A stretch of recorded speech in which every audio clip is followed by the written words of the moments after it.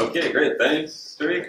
So yeah, my name's Thaddues, Hadge is my nickname. I came here about 3 weeks ago.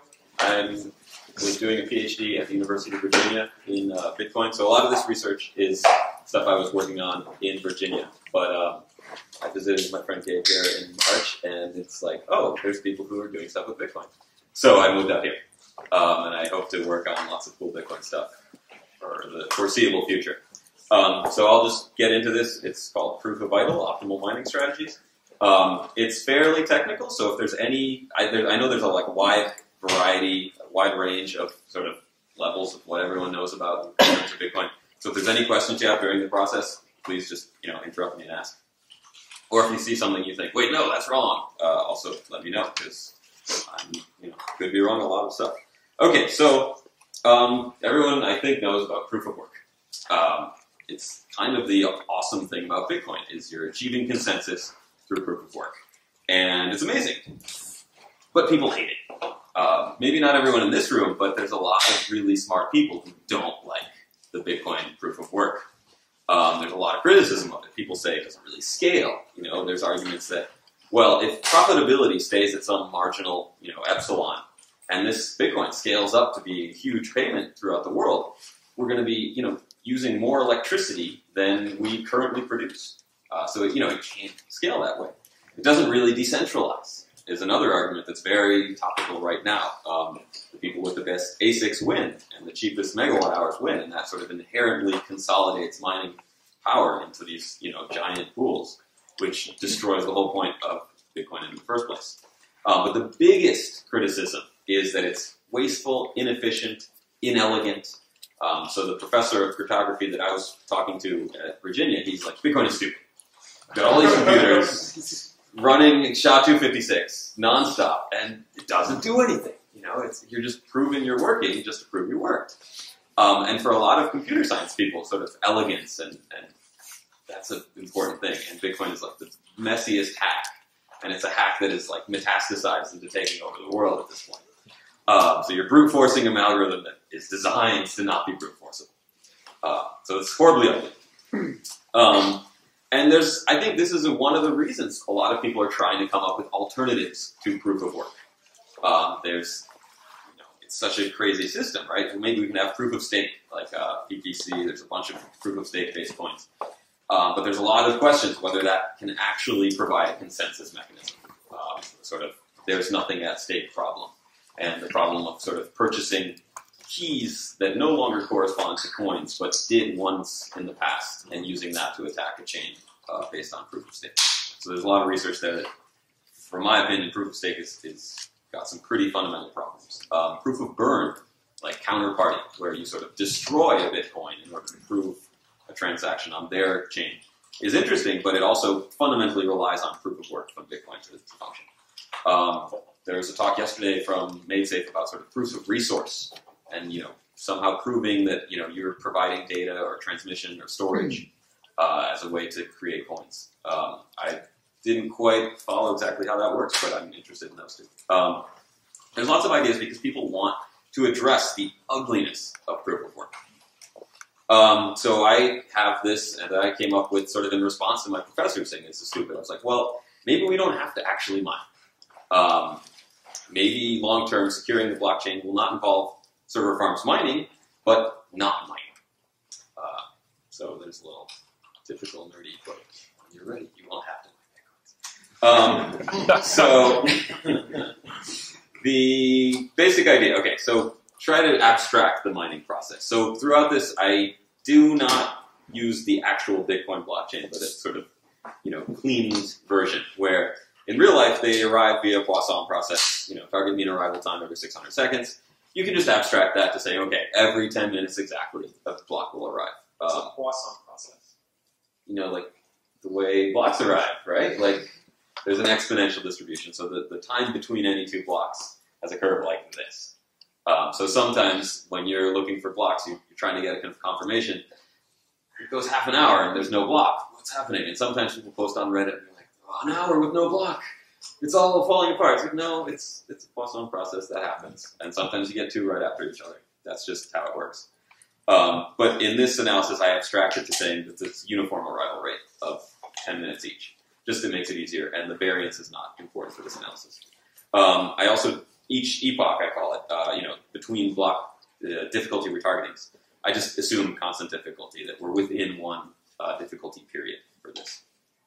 You can also abstract this to include non-integer block numbers. So if you were going to get less than one block in this period, I can sort of say, okay, we got 0.5 blocks. In reality, you can't. There's quantization there. But for long term, you don't have to worry about that. So other assumptions that this hinges on, and this is the big assumption that is not true right now. And the assumption is there is a constant quantity of SHA-256 operations purchasable with one Bitcoin block reward. So basically, you can price, you have a constant ratio of hashes per block that you find. That makes it really easy to analyze. But this assumption is essentially many assumptions stacked on top of each other. You're assuming the difficulty doesn't change. You're assuming the block reward is constant, which for 4 years at a time it will be. You're assuming the dollar price of a Bitcoin stays constant, which it does not at all. You're assuming that the dollar price of power, electrical power, stays constant, which it generally does. And you're assuming that, the technology to hash is essentially constant and that you can purchase the same amount of SHA-256 operations per dollar of electricity. Is that second one, is that another way of saying it, like every block takes the exact same number of hash operations? That you can buy, that if you receive a block, you can buy a constant number of hash operations. So a block is worth a certain number of hash operations. Is that sounds really unfamiliar to me. Is that how it works today? Do you actually buy hash? For small periods of time, yes, right? As long as all these things don't change that rapidly. Like, so if you get a block today and it's like $600, well, you can buy, I don't know how many megawatt hours for $600. And with those megawatt hours, you can do a certain number of SHA operations on the hardware that's currently, top-notch, state-of-the-art hardware. So for short periods of time, yeah, this does sort of work. And I can sort of justify these long-term that, difficulty, this works when difficulty becomes stable. So this is sort of a long-term idea. Block reward, you just deal with the 25-year or 12.5-year that starts in 2 years. Assuming volatility starts decreasing, which it may. The US dollar per joule rate is also pretty constant. Your electrical prices don't change that often. And this is the big one that is not currently true. The reason it's been going up exponentially is not, part of it is that everyone's getting into Bitcoin. Another part is the technology to perform the hash operation has been catching up with Moore's Law. It's not just Moore's Law where it doubles every year or two, but we've been catching up. So we start with CPUs, then GPUs, FPGAs, and then 90 nanometer ASICs. I don't know if there's 22 nanometer ASICs or so, but once we hit that sort of frontier of Moore's Law, then the increase in SHA-256 purchasable per dollar is going to level off substantially. So these ratios won't stabilize tomorrow, but I think it's not too crazy of an assumption to think that they will in the future, in the next year or two. So take that, take this whole thing with a grain of salt, in that right now it probably doesn't work out, but assuming these things stabilize, it could. Okay, so the big thing about mining, the marginal product of labor is 0 for all values of the network difficulty. This is unique. I don't know, I'm not an economics major, I don't know anything else in the world that works like this. Doesn't explain the marginal product. So the idea is, if you've got 100 people working to dig a tunnel, that 101st person can maybe make the tunnel get dug faster. But if you have 1,000 people or 1,000,000 people, eventually they're not going to help, right? There's a marginal product. Adding one extra unit of labor adds some unit of productivity. And usually, eventually, you don't have any productivity, right? So I'm sure if people are working on startups and stuff, okay, hiring a couple more people can make it go faster. But at a certain point, more people doesn't help. The general idea, what's the saying, like, 9 women cannot have a baby in a month. So what's interesting about Bitcoin is it really is 0 for every value, and it's flat. So if you have 10 megahashes running the network, or 10 terahashes, or petahashes, or exahashes, the same number of Bitcoins are produced. And that's weird. In real life, you're always going to have some way to produce more. If you have oil, for example, yeah, it might be easy to get the first 1,000,000 barrels of oil and harder to get the next 1,000,000. But you're always, more work can get more oil. But in Bitcoin, more work does not get you more Bitcoins. It's a fixed number. So that's a really interesting observation about how Bitcoin's been structured.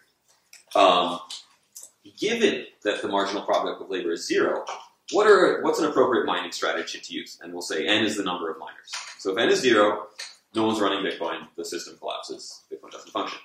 If n is 1, and you're the only miner, don't mine, right? Because you mine such that you discover a block every 40 minutes, every 2 months, difficulty drops into 25%, and then you're the only one mining, so you just mine at some very small rate that keeps blocks coming, and you can issue a block whenever you feel like it and get all the Bitcoins. So it's very simple. If you're the only miner, don't mine. What about if n, n and 0 and 1 are easy. What about n equals 2? Okay, now it gets tricky. Who is this other miner? I really liked the n equals 1. That was a pretty sweet gig. I could just sit on my computer, turn it on occasionally, issue a block, get 25 Bitcoins. So maybe call up this other guy mining and be like, dude, could you mine Dogecoin or something? It was really sweet. I just was the only one mining. It was really nice. So, Satoshi was mining for a year. He was pretty much the only one. He got like 1,000,000 Bitcoins on his laptop, probably. I'm sure we all wish we could do that today. So why did you say if you're the only miner you don't mine? Because you mine at some margin. You drop to difficulty 1, and then you run like your laptop, and you issue blocks whenever you feel like it. So once you get to n equals 2, then you got competition, and now you're going to start scaling up hash power, and it's a huge problem. So if you could just cooperate with this guy, be like, yo, let's split it, and then just don't mine. Something like that. Okay, what about n equals 3, 4, 5? It gets really complicated. But actually, I'm going to stick to n equals 2 for this presentation. It keeps it simple. And it's actually kind of a good assumption, because you don't know that there's 5 other miners, right? They could all be the same guy, just pretending to be 5 different miners. So the way to analyze this is you've got self and other, right? Your mining is, you know what you're mining, and you can see the network, so you can see that some other people are mining, but you don't really know how to chop up that rest of the network. So you can estimate the hash rate, but you don't really know how to assign it to people. Okay, so I'm going to show 4 graphs that are a little oogie, but 4 scenarios. One is high profit, where, like Satoshi's mining, where there's a few people mining, and they're making a ton of money mining. And then the next one is asymmetric scenario, which is when you've got sort of the 51% attack, or someone owns the majority of the hash rate and overwhelms the other miners. The next scenario is overcapacity, where people have too much mining power. And so they actually would become unprofitable if they ran at full blast. And the last one is, I think, the most significant, is marginal profitability, where everyone's competing and everyone's right at the edge of being profitable. And so they're not really making as much money. Okay, so I have some little scripts that, this is my sort of mining simulator closed form equations. Okay, so this is a high profitability scenario. And these graphs are a little oogie, but the basic idea is you've got 3 axes, right? The z-axis is your profit. And you can have it in Bitcoins, for example. And your x and y-axes are your percent that you're running for the red and blue miners. You can think of yourself as red and other as blue. And the triangles are your optimum for a given adversary's hash rate. And these circles are what you would get if you were cooperating with them. So in this highly profitable scenario, you can sort of see that, like, I can go from here. If blue turns down their mining activity to 0, red now makes tons of money. You can see this sort of red line gets to like 1,000, which is like the maximum here. And they have to mine very little. So their maximum is this triangle. They can mine at a little, a certain amount, and they get a ton of money. Blue, on the other hand, gets very little because they're down here. So they get no money. So if blue sees that, they're going to say, okay, well, I'm going to turn up my miner and go to here. If they're here, red's now on this line. And red's going to turn up its miner and go to here. So the global optimum is down here at the bottom. So for each miner, it's obviously advantageous if the other guy mines less and you mine at your maximum rate. But you end up meeting down here, where your profit is like, 400 or something. that's how things work for this. Any questions about? I don't know if I'm. This requires everybody to know this data too. Everybody must know that this will be the impact for everybody else. No, you automatically find it. Like you'll go down this slope just by, even if you have no idea what other people are doing. You know, if someone's mining at half capacity, you know, and they're over here, you're going to say, oh, well, if you're here, then this is the line that corresponds to you being here. So I'm going to crank up to here. Once I'm here, you're on this line, and you're going to say, okay, well, I'm going to also crank up to maximum.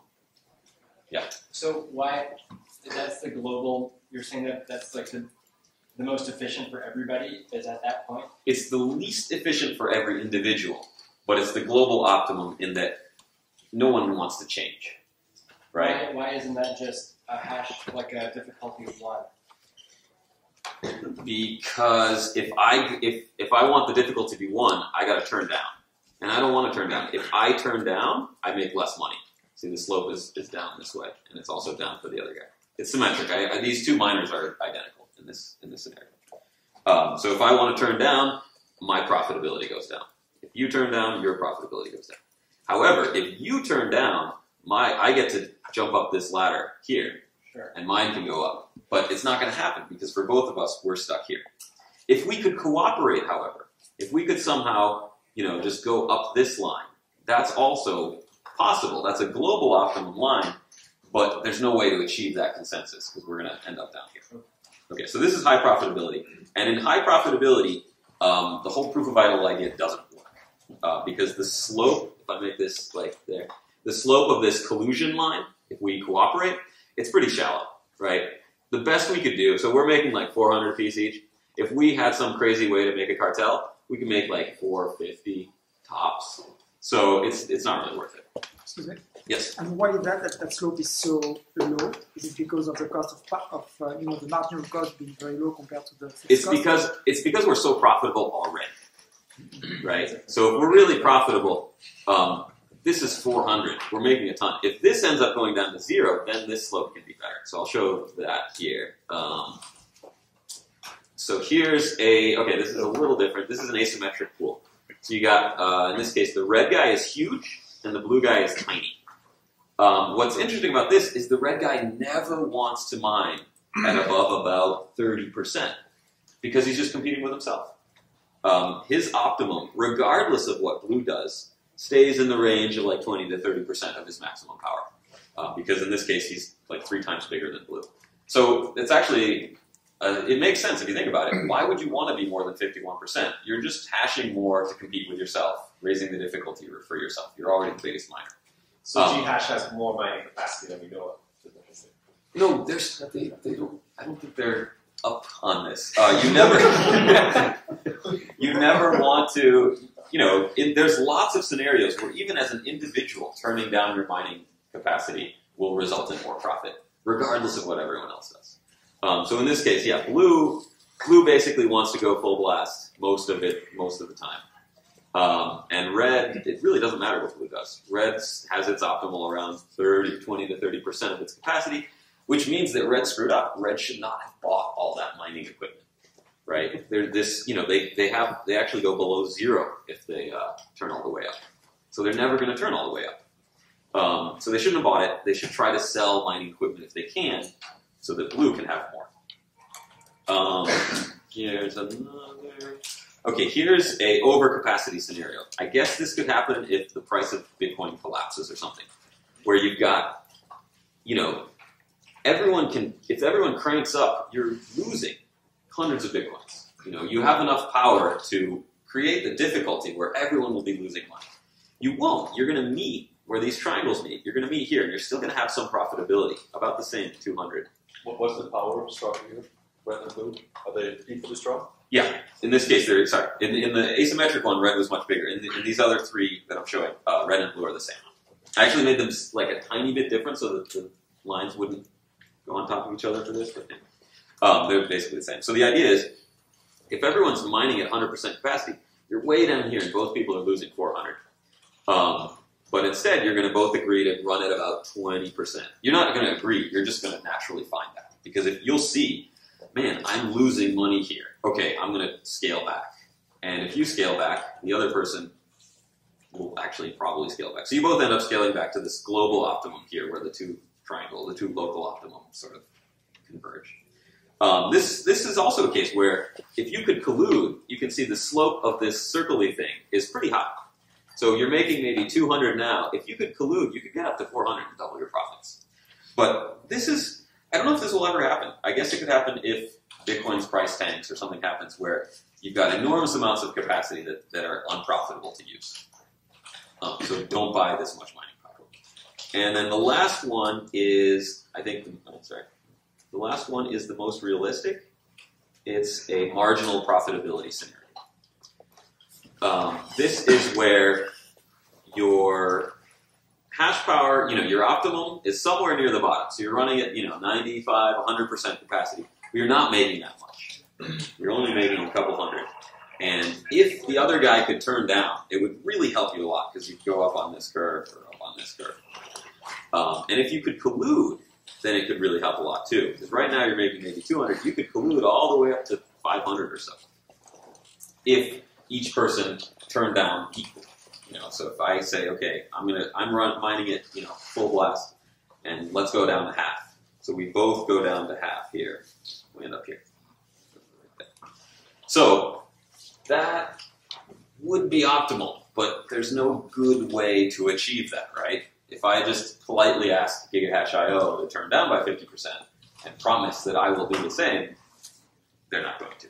What's interesting about this is you never can have zero or even sort of marginal profitability with only two players because they sort of auto-collude. You collude. If you're 50%, you actually want your optimum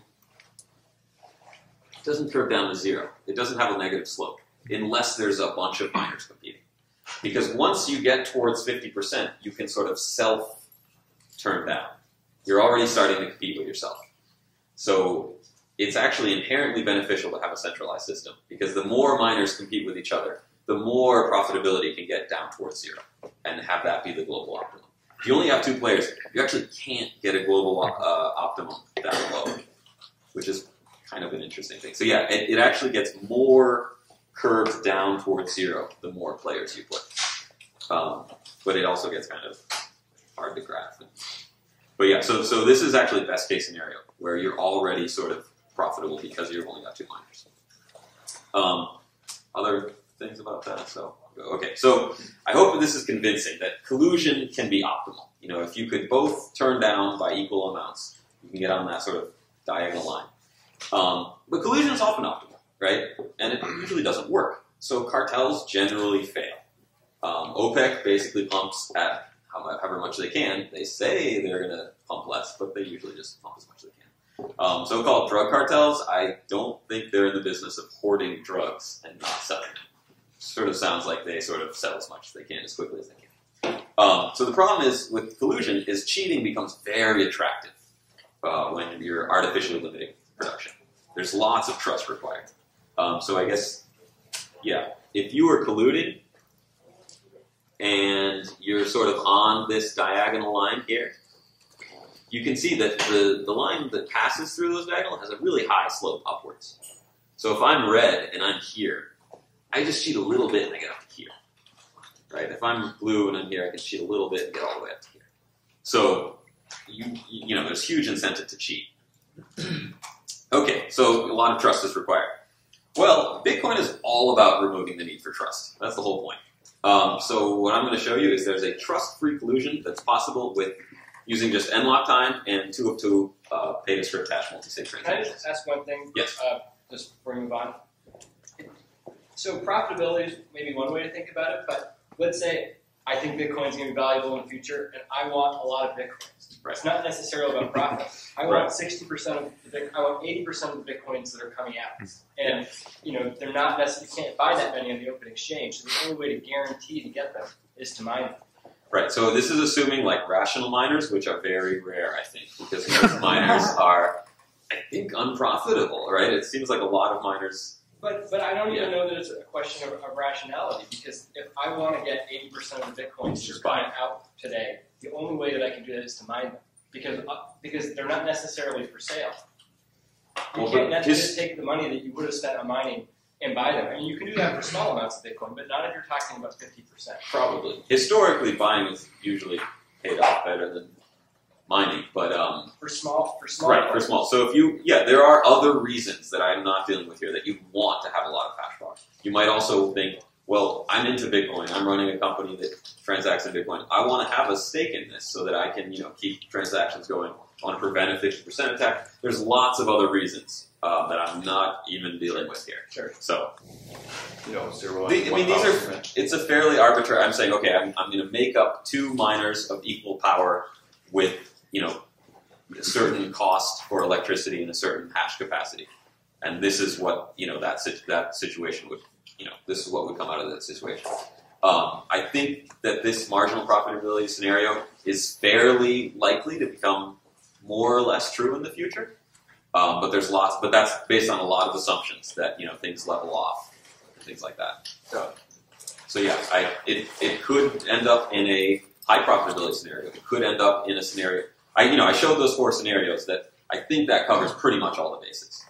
There are certain scenarios where collusion is great, and there's certain areas where collusion doesn't really benefit anyone. But I think that since this one is pretty likely to happen, collusion would work, but there's a lot of trust that if we're both here, you can jump up here, and then I have to end up down. Yeah, but also, just a super quick, so you just choose the max at 1,000, but you put it at 500. I just in my script, I just said 1,000 is the max. Yeah, but so that's what I'm asking, so we could put it at 500, we just look 500. It would just look exactly the same, just 500, it would go up to 500 here instead of 1,000. Or if I just changed that number, it would probably become a low profit, an overcapacity scenario. Right, when I made the overcapacity one, it's, that's 2, right? It's, you just change how much hash power costs. Oh wait, that's 3. So actually the slopes look very similar, but you just cross below the axis and go to 0. Right, the slopes look pretty similar, but now you're going down and below 0. So it's just theoretically how expensive would it be to hash versus Bitcoin's price. So any of these, and even different ones, could be possible. You don't really know what's the case. But I think that like a marginal profitability is what a lot of analysis has said, well, this is what you'd assume would happen. Okay, so here's how you would achieve trustless collusion. So I'm using an example case of n equals 2. I'm the guy who's going to pay you to stop mining. I'm miner A, you're miner B. I'm going to announce a proof of power event at midnight tonight. And so get ready for it.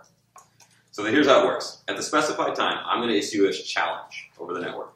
And the challenge is my public key, a random number R, and a time limit. So let's say 30 seconds. I'm also going to sign this message with my public, So I sign it with my key and send it to you so you know it's a signed message from me. And the due date's 30 seconds. So what you then run is you run SHA-256 of your public key, the number I just gave you R, and a nonce, which you iterate through very rapidly. You give me your best guess, your lowest hash output during that 30-second period, and then I'm going to verify it. You can also send the best 100 so we get a better, less variance. Okay, I now have a good estimate of your hash power because I've given you a number, you've hashed it for 30 seconds and given me it back, and I can see, okay, you have 10 terahash. Pretty good. You could show me less if you wanted to, but you'll see why you don't want to. Okay, I now know your hash power, so I can calculate how much it's worth for me if you stop mining. Let's say I'll save 150 Bitcoins in electrical costs. So I'll pay you 100 Bitcoins to achieve that hash rate reduction. So here's how I'm going to make 100 Bitcoins bounty that you can receive if you stop hashing. Okay, so I hope people know sort of about multisig. There was one about it last week, so hopefully. So I have 3 transactions I need to create. And A is me, my address, B is your address, X is a 2 of 2 pay to script, 2 of 2 multisig output that I'm going to create. That A and B both sign. So we both have to sign X to spend from it. Okay, I need your public key to create X, which I got when you gave it to me. Okay, so I create 3 unsigned transactions. I don't show you these. I create A to X. So I'm going to send 100 Bitcoins to address X. I also create 2 transactions from X to B, you, that has an n-lock time of the current time plus 100 hours. I also create another mutually exclusive transaction, x to a, back to me, which is n lock time, current height plus 600 blocks. Okay? So 2 and 3 can't be created until 1 is fully signed. So I sign it to get the TX ID, and I keep it secret. Okay, so what I do, I never send you TX1. I create signed TX1, and I get the TX ID. I then use the TX ID to create and do not sign transactions 2 and 3. We both have to sign 2 and 3. You like transaction 2, right? Because it sends money to you. You don't like transaction 3 because it sends money back to me. But you'll sign both because actually neither are valid at this point because X is unfunded. X is not an address that appears on the blockchain yet. Okay, I send TX2, send it to you, which you sign, and you can keep. I send TX3 and send it to you, you sign, you keep. Okay, so we both have the thing we want to happen, right? I want to publish transaction 3, you want to publish transaction 2, and so you hold it. Neither of these are valid yet because they're all valid in the future, so we just hold on to them. Okay, so you don't like transaction 3, but you've got a valid copy to TX2, so you sign, TX3, send it back to me. Once I see all this, if you don't, I'm going to keep TX1 and the whole deal's off. But once I see TX that you've given me a valid signed TX3 back and I'm holding it, then I will publish TX1. I broadcast TX1, the deal's on, it's included in the block. What then now happens is there's 2 possibilities. Which is going to happen first? Either either the current time plus 100 hours happens first, or the current height plus 100 blocks happens first. And whichever of these happens first, that transaction is now valid and can be included in the blockchain. So if the network's running hot and these blocks are coming out really quickly, then I'm going to publish TX3 because 100 hours have not passed and 600 blocks have. And so I get my money back. Because you said you were going to stop mining, but clearly you didn't, or someone didn't, because these blocks have been coming out fast. If, on the other hand, blocks are coming out really slow, well, time is going to keep passing, and this 100 hours will happen first. You then broadcast transaction 2, and you get the bounty of 100 bitcoins. So whichever happens first, one of us broadcasts it, gets paid. The other transaction then becomes invalid, because the X has already been spent. So if blocks come out slow, you get the 100 bounty. If blocks come out quick, I get my money back. For n equals, for n greater than 2, you do the same thing with multiple participants. They all have to be at the same time, though, because otherwise they just lease out their hash power, and you think everyone has 50 exahash when really only one guy does. So you just say, okay, at midnight, I'm going to post a random number. Everyone who wants to, grab it, hash it, send it back to me, and I'll get a pretty good idea of how much power everyone has. And then I'll construct my bounties according to how big you are. So is there some algorithm that allows you to say, based on these guesses you sent me, I can reverse engineer your hash power? Yeah. You can say, okay, in 30 seconds, there's a pretty, in 30 seconds, if you got this many, if you got this low of a value, okay, that probably means you have 50 mega hash or whatever. Since variance kind of kills you in this, you probably actually want to send a bunch of responses. So you get a distribution and then find a more accurate value that way.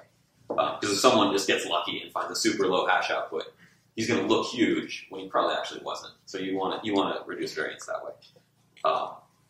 Okay, so in practice, you actually don't create one transaction. You're going to want to split the bounty up into lots of little 2 or 3 Bitcoin transactions, so it's not an all or nothing thing. So if you turn down a little bit, you'll get a little bit of the bounty, and I'll get most of my money back, kind of thing.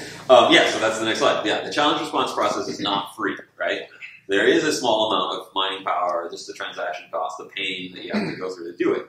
You limit it to 10, 30, a couple seconds, so it's small, but still, it's not 0. So you don't just respond to any anonymous challenge. It's just some random address that says, hey, I'll pay you $1 million, You're just going to ignore it. You probably want to trust the people a little bit. So it's something that you're doing regularly, and it's the message is signed with someone's key. So you say, okay, I know this guy. He's paid me out the last couple of weeks, so I'm going to continue to respond to his challenges. You might also want to sign with a key that's got a bunch of Bitcoins. If you don't know who it is, but hey, he's got 1,000 Bitcoins, and he's offering, he's creating a challenge, I'll respond to that. And if he doesn't pay out, you accept the challenge, show your hash power, and then no transactions happen after that, you can then post on Reddit, hey, here's the message, it's signed, don't trust this person or this entity or these coins because they wasted 30 seconds of my hashing power. So yeah, the worst case is the attacker wastes a few seconds of your time. And you have signed proof that they did that, you can then broadcast it to anyone you want, no one's going to trust them again. And why am I motivated to share my true hashing power with the rest of the people? Well, that's a good question. You might want to keep it secret for other reasons. In this case, the more you show, the more he's going to pay you to not mine, right? And since you're probably going to be doing it alongside a bunch of other miners, a bunch of other pools, okay, I want to appear as large as I can so that I get more of the payout. If you don't want to participate, you don't participate. But it actually ends up being optimal for everyone to participate. So there's limitations to this. If I scale back my mining, everyone benefits, right? Even the people who are not participating. So all the miners should pay me. For a rational miner, though, it doesn't matter, right? As long as you end up with more bitcoins, because you're paying less in electricity, you should still take the bounty. Even though everyone else is also going to get a little more, you end up paying enough less that you would stay with more bitcoins. Also, getting people to pay you not to mine when you weren't going to mine anyway is a good idea. So if you're in that sort of high overcapacity or asymmetric scenario, you may want to try to get people to pay you not to mine even though you weren't going to anyway, because everyone's got different costs. So it might be that your optimum is at 80% of your capacity anyway. You show that you have 100, so you get people to pay you to not mine, which you wouldn't have done. Okay, so here's other limitation. Right now, the Bitcoin network is highly profitable. Only OPEX is considered here, operational expenses. You don't consider CAPEX, the capital expenditure, which is probably the largest cost in mining right now. I don't know because I don't have any contacts with big mining firms, but I'm assuming you pay a lot of money up front for the hardware, and then your electrical costs end up not being that significant compared to the capital that you put in the beginning. So Proof of Vital doesn't really work in that scenario. It works when operational expenditures are your main cost, which could happen in the future, or it might not. The proportion of the network needed for this system to work is bounded by your profitability. So if you have a profitability of 0.9, let's say you spend 1 Bitcoin in electrical to make 10, then you're going to need at least 90% of the network to get together to pay you off. On the other hand, if your profitability is 0.2, let's say you're paying 8 Bitcoins to generate 10, then 25% of the network coming together to do this Proof of Vital is enough to make it optimal for you to turn down. So this is why with few pools, you never get down to marginal profitability. Because you convince yourself to stop mining very easily. You'll see that that's going to hurt you. So currently mining profitability is very high, so I don't think Proof of Vital is going to be viable this year. Maybe next year or the year after, once that profitability goes down. So yeah, long term, I don't think it's going to enrich Pacific Gas and Electric, but rather TSMC. Because you're going to have these server farms of idle ASICs, offline but ready to prove that they exist. And so I'm going to talk about 51% attacks. 51% attacks appear to become easier because of this, right? Here's how it'll happen. You got an attacker, and you got your legit Proof of Vital pools that are all working together. So the attacker thinks, hey, there's only X amount of hash power. I can overwhelm that. I can become the 51% attacker. I'm going to rewrite history. Okay, I fork, and I do it, covertly. I sit, I make some transactions or whatever. I fork the blockchain here, and I'm going to start mining. Okay, I catch up and overtake the legit network. This is all hidden. I do it on my, home server farm. And then I broadcast it. Boom. Now this is valid. All these are invalid. This is the classic, terrible 51% attack, oh no, end of the world kind of thing. And people can see it, but the whole thing about Bitcoin is you mine the highest block height. And so this is now the true Bitcoin chain. This is all invalid. The attacker reveals the chain, claims the rewards, negating all these transactions, and most importantly, reversing all the Coinbase rewards from the Proof of Vital miners. The problem the attacker doesn't realize is he thought he was 51%. He's actually 10%, right? You've got all this dark mining power. So it's really easy for the POI pools to just say, oh, we've detected an attack. We automatically ramp up to either 100% or some high rate, and we just overtake the attacker. And if the attacker put out 2 or 3 blocks higher than our chain, yeah, we just crank it up and we overtake him easily because we actually have most of our power hidden and dark. So the attacker that thought they were 51 was actually 11. For a couple minutes there, a couple hours maybe at most, they were attacking, but the attack is pretty quickly squashed. That's how an attack would play. So other things it doesn't do, it doesn't scale to lots of tiny little pools. So the current model where you have people at home and they mine through a pool, what happens is a pool can participate in this, but it doesn't really work because all their members, instead of being idle, they can just solo mine. If you're a solo, if you're 0.001% of the network, you're never going to find a block anyway, right? So you're never going to contribute to that end lock time consensus thing. So what you do is you just solo mine. And if you actually do find a block, that totally overwhelms the reward that you're missing out on, right? You found 25 Bitcoins. That's awesome.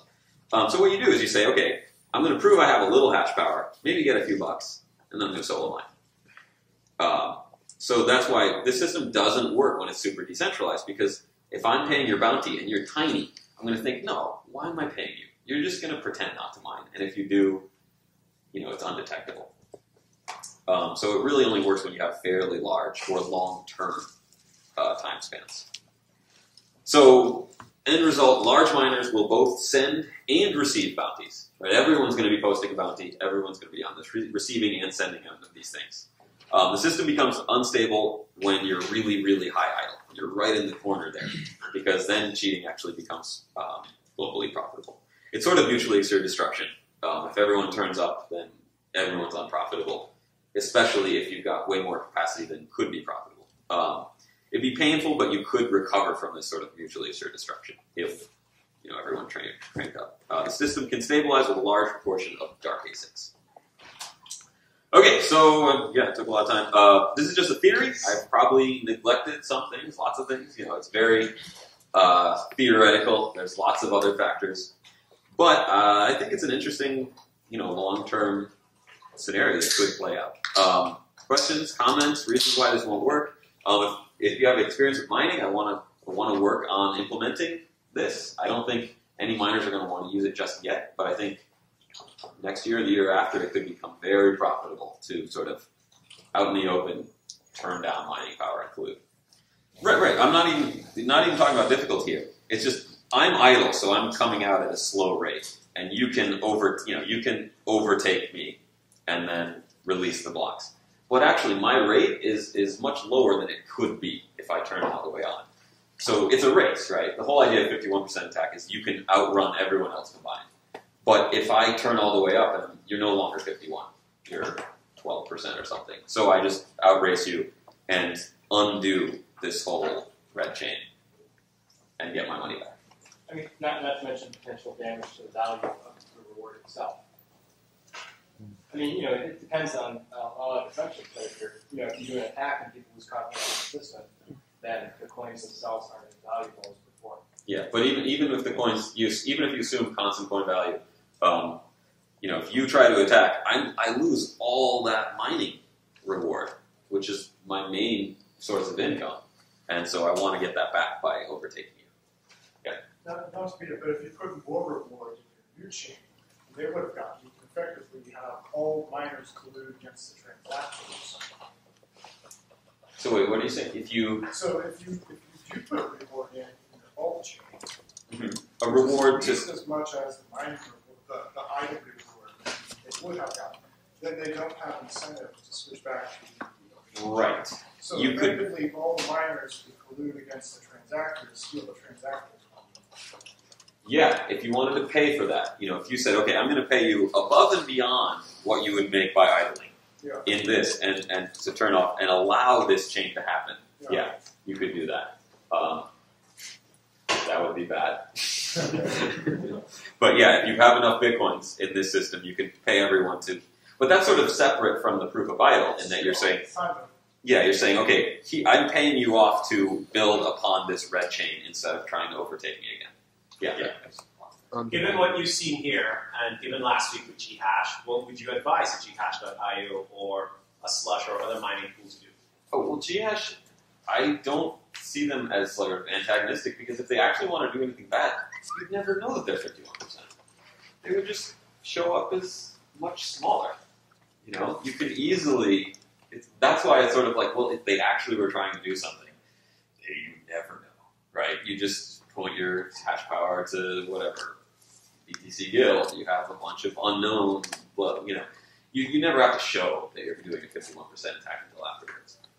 So I think Gigahash.io is just like, they don't know what they're doing, and all of the people mining for them don't really know what they're doing, and that's why it dropped so quickly. It's because they're like, oh, that's a thing, that's a problem. Okay, I'll change it. Change my little batch file that does scripts, you know, whatever. TCP Gigahash.io, change it to less threads. BTC Guild. Yeah, it doesn't. So I don't think that's particularly like a threat here. But, yeah. Well, you say you never want to show your hand on 51% attack, but by getting 51%, did they also drive the prices of Bitcoin lower temporarily? So that attack is also valuable from like a PR perspective. yeah. Yeah, I mean, you could. So this is. I don't even think of like the ecosystem and price of Bitcoin in here. I'm just saying, assuming Bitcoin is constant price and assuming that you want the maximum amount, here's what your optimal are. But yeah, if you want to attack the system, this offers all new sorts of ways to attack it, which hopefully are not that bad. But it seems like inevitable, because you know it's hard to imagine a world where everyone's just paying all the Bitcoins they receive to the electric company. You know, you're just converting the cash to pay your electric bills, which is probably what you end up with doing, but there's no, you know, it becomes so profitable to collude that, and it's so easy given these sort of signatures and the blockchain itself, that it seems inevitable that people are going to collude. If they're not already doing it, who knows? There could be, you know, people in Shenzhen, China saying, hey, or they could even be colluding on the production side, saying, hey, don't create this many new chips. Hold off on it. You know, we're going to create these chips now. We'll pay you off to not create the chip. I wouldn't be that surprised if people in China are doing that now. But who knows? I would expect any large system, like, you know, if it's Litecoin or whatever, do the same thing. That said, if there's other SHA-256 based coins, this will destroy them. Yeah. Because now you have enormous, you know, already they're really in a tenuous position where a Bitcoin miner can sort of point their hash power to wipe them out. But this just exacerbates that problem where now you have enormous amounts of idle capacity that can look at an altcoin and just take over. Mm-hmm.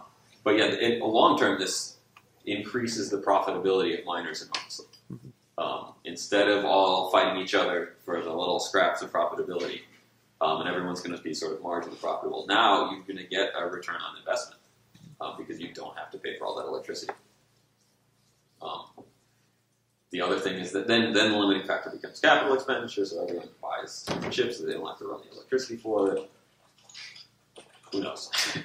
But yeah, I would say watch out for SHA-256 altcoins if you haven't already been watching out. I mean, you can also merge mine with this same system. So. But yeah, I would imagine if it's like Script or whatever kind of algorithm, you can still implement a similar thing. They're much less stable though, so it's not hard. So also, question on the price. So the reward you're posting is basically based on your cost of electricity. So this will probably move things to places in the world that is cheaper, right? So if you're paying 50 cents for electricity and I'm paying 1 cent, eventually it's just going to move over there. Yeah, that's already the case. That it's crazy to mine in like Japan, where like, yeah, but it's going to exacerbate it. That's my point. Maybe. I mean, it's already. Actually, I think it does the opposite of exacerbate. It makes, if you want to mine in a high electrical cost place, it's not quite as crazy with this system because your electrical costs are not as important. You're only going to be running for a minute a day or something, so you don't have to worry too much. But you're still going to want to locate where you've got really cheap power, but which is already, I think,